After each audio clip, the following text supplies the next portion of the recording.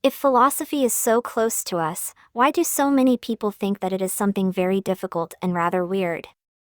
It isn't that they are simply wrong. Some philosophy is difficult and weird, and a lot of the best philosophy is likely to seem difficult or weird at first.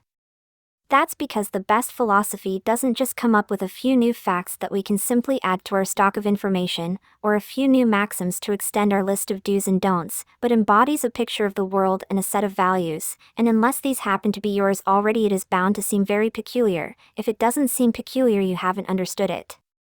Good philosophy expands your imagination. Some philosophy is close to us, whoever we are. Then of course some is further away, and some is further still, and some is very alien indeed. It would be disappointing if that were not so, because it would imply that human beings are intellectually rather monotonous. But there's no need to start at the deep end, we start at the shallow end, where, as I've said, we are all standing in the water already.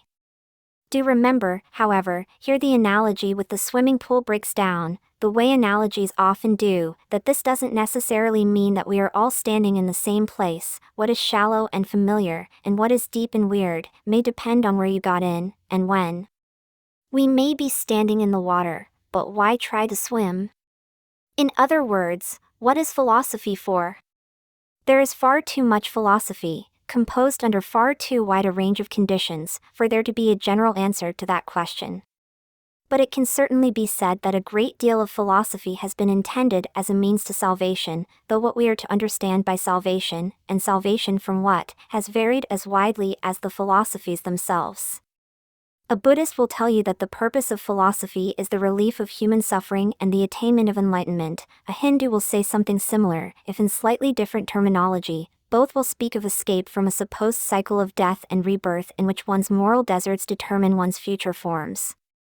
An Epicurean, if you can find one nowadays, will dismiss all the stuff about rebirth, but offer you a recipe for maximizing pleasure and minimizing suffering in this your one and only life.